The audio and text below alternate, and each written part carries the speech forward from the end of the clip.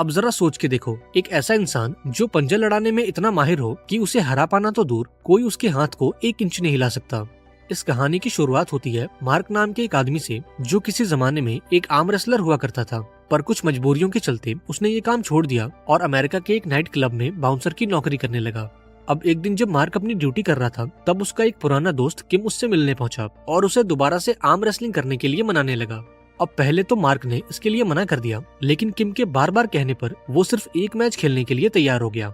इसके बाद वो बार की दूसरी साइड में गए, जहां एक आर्म रेसलिंग का मुकाबला चल रहा था और वहां मौजूद पैसे वाले लोग अलग अलग खिलाड़ियों पर सट्टा खेल रहे थे। अब जिस खिलाड़ी का सामना मार्क से होना था, वो अब तक के सारे मैचेस को जीतता आ रहा था और इसके चलते मार्क पर पैसे लगाने के लिए कोई तैयार नहीं था। अब बहुत जल्दी ये मुकाबला शुरू हो गया और यहाँ मार्क इस खिलाड़ी पर भारी पड़ने लगा।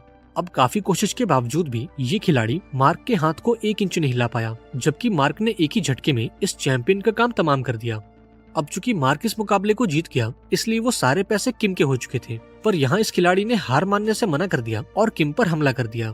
अब अपने दोस्त को बचाने के लिए मार्क फौरन बीच में आ गया और देखते ही देखते पूरे क्लब में हंगामा हो गया। अब इस मारपीट के चलते क्लब का मालिक काफी नाराज हुआ और उसने मार्क को नौकरी से भी निकाल दिया। अब 1 हफ्ते बाद मार्क को एक नई जॉब मिल गई और वो एक शॉपिंग मॉल में गार्ड की नौकरी करने लगा। अब एक दिन किम ने मार्क को दोबारा से कॉल किया और उसे कोरिया में होने वाले एक आर्म रेसलिंग कंपटीशन के बारे में बताया। यहाँ किम ने मार्क को बताया कि जो एथलीट इस कंपटीशन को जीत जाएगा, उसे नेशनल लेवल पर खेलने का मौका मिलेगा। अब ये सुनकर मार्क सोच में पड़ गया, क्योंकि किसी जमाने में वो भी एक आर्म रेसलिंग चैंपियन बनना चाहता था। यहाँ मार्क ने अपने मेडल्स को देखा और अपने अधूरे सपने को पूरा करने के लिए कोरिया निकल गया। अब जब मार्क कोरिया पहुंचा तो किम उसे एयरपोर्ट पर लेने आया। इसके बाद ये दोनों एक रेस्टोरेंट में गए और लंच करते करते काम की बात की। यहाँ किम ने मार्क से बोला कि मैं इस खेल में तुम्हारा एजेंट बनना चाहता हूँ, ताकि मैं तुम्हारे जरिए थोड़े पैसे कमा सकूं और तुम भी अपना चैंपियन बनने का सपना पूरा कर सको। दरअसल किम का प्लान था मार्क की काबिलियत पर सट्टा खेलकर ढेर सारे पैसे बनाना। अब मार्क भी इसके लिए राजी हो गया, जिसके बाद ये दोनों एक नाइट क्लब में पार्टी करने पहुंचे। अब यहाँ किम ने तो खूब एंजॉय किया, पर मार्क एक बाउंसर की तरह पूरे नाइट क्लब की देखभाल करने लगा। अब होटल जाते वक्त किम ने मार्क से पूछा कि क्या तुमने अपनी माँ को ढूंढने की कोशिश की है। अब यहाँ ये खुलासा होता है कि मार्क की माँ ने उसे बचपन में एक अनाथ आश्रम में छोड़ दिया था। यहाँ मार्क ने इस बात को ये कहकर टाल दिया कि मुझे अपने पास्ट में कोई इंटरेस्ट नहीं है। अब जब मार्क अपने होटल पहुंचा तो उसे किम की तरफ से एक तोहफा मिला, और जब उसने इस बॉक्स को खोला तो उसे अंदर से एक फोन मिला जिसमें उसकी माँ की लोकेशन मौजूद थी। वहीं दूसरी ओर हम किम को देखते हैं, जो यो नाम के एक बहुत ही अमीर गैंगस्टर से मिलने पहुंचा। दरअसल किम चाहता था कि ये अमीर गैंगस्टर उसके दोस्त पर पैसे लगाए। अब जब यो ने मार्क की वीडियोस देखी तो वो मार्क से काफी इंप्रेस हो गया और उस पर पैसे लगाने के लिए भी तैयार हो गया, पर उसने एक शर्त रखी कि मार्क को उसके कहने पर हारना या जीतना होगा। अब अगले दिन मार्क उस फोन के मैप को फॉलो करते हुए अपनी माँ के पते पर पहुंचा, लेकिन इससे पहले कि वो अंदर जाता, उसकी मुलाकात 2 बच्चों से हुई जो उसकी हट्टी कट्टी बॉडी देखकर उसे एक सुपर हीरो समझ बैठे। तभी मार्क को किम का कॉल आया और वो फौरन उससे मिलने चला गया। इधर ये दोनों बच्चे घर के अंदर आए और अपनी माँ सुजिन को बताया कि अपने दरवाजे पर एक हट्टा कट्टा इंसान आया था। ये सुनकर सुजिन ने खिड़की से बाहर देखा, जहाँ उसे मार्क जाता हुआ दिखाई दिया। अब इस कहानी में आगे बढ़ने से पहले हम सुजिन के बारे में थोड़ा जान लेते हैं। सुजिन मार्क की सौतेली बहन है, जो कोरिया के एक मॉल में एक कपड़े की दुकान चलाती है, पर फिलहाल ये दुकान काफी घाटे में चल रही थी और इस लॉस को मैनेज करने के लिए उसने गैंगस्टर यो से काफी पैसे उधार लिए थे। अब एक दिन जब सुजिन अपनी दुकान पर थी, तब उसने गैंगस्टर यो को मार्क के साथ देखा। दरअसल किम ने यो को एक आर्म रेसलिंग का मुकाबला देखने के लिए इनवाइट किया था और इस मुकाबले में उसका दोस्त मार्क भी लड़ने वाला था।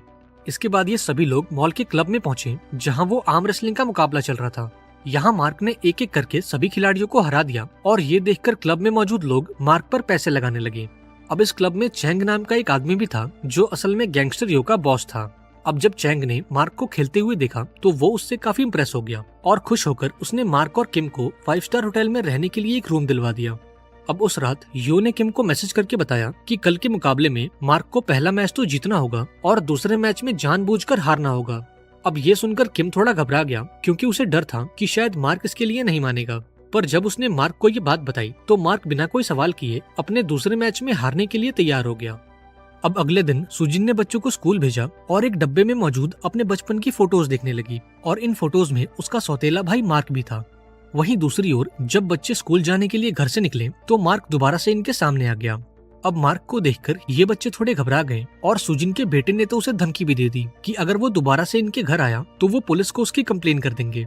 अब उस शाम मार्क उस नाइट क्लब में गया जहाँ उसका मुकाबला होना था। यहाँ गैंगस्टर यो ने कोरिया के सबसे बड़े आर्म रेसलिंग चैंपियन कॉम्बो को भी इनवाइट किया था ताकि वो मार्क के टैलेंट को परख सके। अब बहुत जल्दी ये मुकाबला शुरू हो गया और मार्क का अपोनेंट था 7 फीट का ये हट्टा कट्टा आदमी। हालांकि मार्क ने बड़ी आसानी से अपने इस अपोनेंट को हरा दिया और ये देखकर कॉम्बो भी काफी इम्प्रेस हुआ। अब इस क्लब में हम सुजिन को भी देखते हैं जो अपने बचपन की फोटोज को साथ लाई थी ताकि वो मार्क को ये बता सके कि वो उसकी बहन है। तभी गैंगस्टर यू ने सुजिन को देखा और वो उसके पास जाकर उससे बदतमीजी करने लगा क्योंकि सुजिन ने अब तक उसके पैसे नहीं लौटाए थे। अब ये देखकर मार्क गुस्से से लाल हो गया और प्लान के मुताबिक उसे जो दूसरा मैच हारना था वो जानबूझकर उस मैच को जीत गया। अब मार्क के ऐसा करने से यो को काफी नुकसान हुआ और वो मार्क पर अपनी धौंस जताने लगा, लेकिन मार्क ने डरने के बजाय उल्टा यो को धक्का दे दिया और वहाँ से चला गया। अब क्लब से बाहर आकर किम ने मार्क को समझाया कि वो गैंगस्टर हमारा स्पॉन्सर है और हमें उसकी कही बातों को मानना होगा। अब स्टोर के अंदर यो और उसके गुंडों ने किम को घेर लिया और उसे बहुत ही बुरी तरह से मारा। अब ये शोर सुनकर मार्क भी स्टोर के अंदर आया और यो के सभी गुंडों से अकेला भिड़ गया। पर इससे पहले कि वो यो को रगड़ पाता, सुजिन के स्टोर में पुलिस आ गई और किम और मार्क को पकड़कर पुलिस स्टेशन ले गई। अब पुलिस ने मार्क को छोड़ने के लिए उससे उसका पासपोर्ट मांगा, लेकिन मार्क के पास उसका पासपोर्ट नहीं था क्योंकि उसका पासपोर्ट तो पहले मैच में ही कहीं खो गया था। अब मार्क एक आर्म रेसलर है, इस बात को साबित करने के लिए उसने पुलिस वालों से पंजा भी लड़ाया, लेकिन इसके बावजूद भी पुलिस ने उसे नहीं छोड़ा। तभी सुजिन अपने बच्चों के साथ पुलिस स्टेशन पहुंची क्योंकि उसे मार्क का पासपोर्ट मिल गया था। सुजिन ने पुलिस को ये भी बताया कि मार्क उसका भाई है और उनकी माँ अब इस दुनिया में नहीं है। अब ये सुनकर मार्क का दिल टूट गया क्योंकि वो सिर्फ एक बार अपनी माँ से मिलना चाहता था। अब जेल से छूटने के बाद मार्क को समझ नहीं आ रहा था कि वो सुजिन का शुक्रिया अदा कैसे करे, लेकिन इससे पहले कि वो कुछ बोलता, सुजिन और बच्चों ने उसे अपने साथ रहने के लिए घर पर बुला लिया। अब मार्क भी इसके लिए मान गया और अपना सारा सामान लेकर सुजिन के घर चला गया। अब बहुत जल्दी ये दोनों बच्चे मार्क से काफी घुल मिल गए और उसके साथ काफी वक्त बिताने लगे और मार्क के आने से पूरे घर में खुशी का माहौल था। अब एक दिन कुछ लफंगे घर की सीढ़ियों पर बैठकर सिगरेट पी रहे थे और सुजिन के मना करने पर भी वो वहाँ से हिलने को तैयार नहीं थे, पर जैसे ही उन्होंने मार्क को देखा तो वो दुम दबाकर वहाँ से भाग निकले। अब अगले दिन मार्क ने ये फैसला किया कि वो ये घर छोड़कर चला जाएगा क्योंकि वो सुजिन पर बोझ नहीं बनना चाहता था। लेकिन जैसे ही वो घर से बाहर निकला तो उसे यो के 2 गुंडे दिखाई दिए जो सुजिन से पैसे वसूलने आए थे।